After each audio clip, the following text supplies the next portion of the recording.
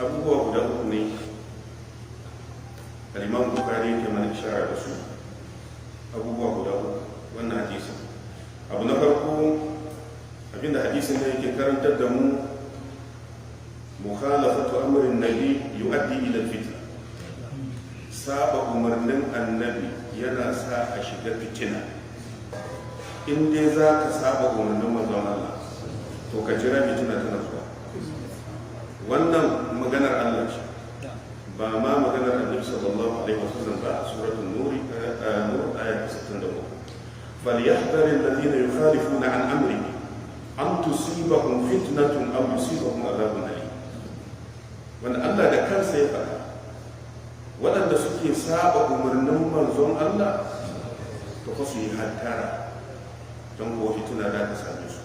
Idan aka ce fitina za ta same su a nan duniya kafin su mutu, fitina a nan duniya, aw yusibahum azabun alim, ko kuwa azaba ta same su a lahira. Idan fitina ta same ka a duniya, akwai alamar rahama ce, saboda fitina ga mumini tana zama kafara. Amma idan fitina ba ta zo ba, kar ka ɗauka an manta. Wato samun umarnin manzon Allah musiba, fitina ce katuwa, domin sakamakonsa zai same ka ko dai a duniya ko a lahira.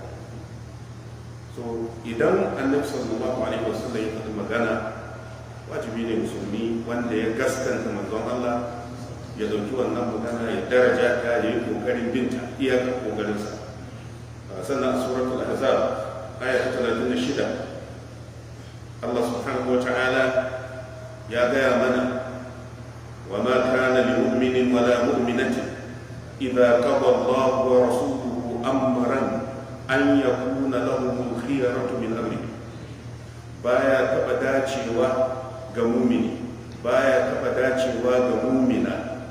Allah ya ce in dai kana da imani ko kina da imani, bai kamata idan aka ce Allah da manzo sun hukunta wani abu ya zama kai kana da zabi.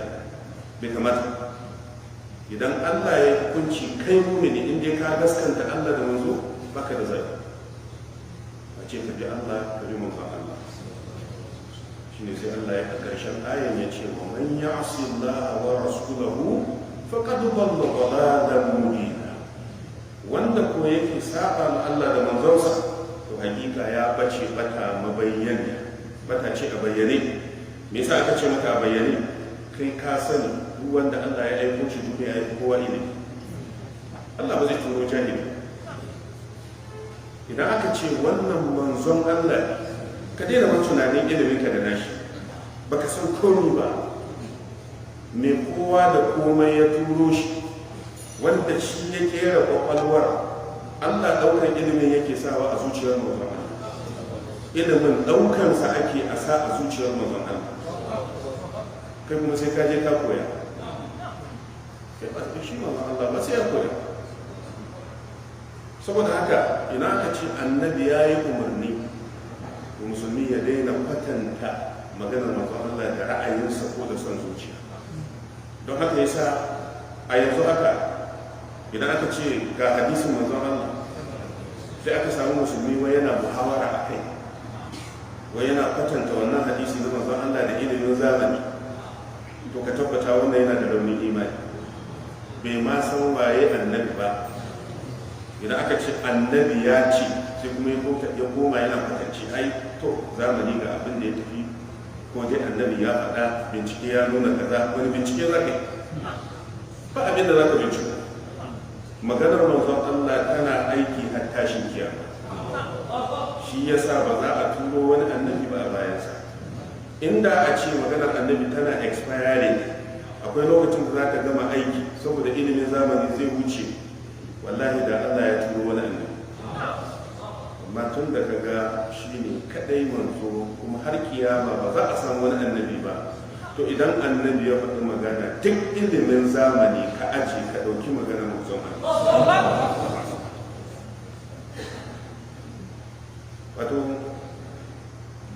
wannan shi ne abin da Imam Bukhari ke mana ishara da shi. Idan mun ki, kamar yadda Bahaushe ya faɗa ne, in an ki ji ba za a yi gani ba. Shi wannan sahabi ya ki maganar manzon Allah, to ga abin da ya faru da zuriyarsa. Wato ba shi kadai bane, akwai misali. dan ba da misali guda uku. Misali na farko wanda mun sha cikin wannan hadisi, Salamatu bin al-Aqwa yana cikin sahabbai mazauna Madina.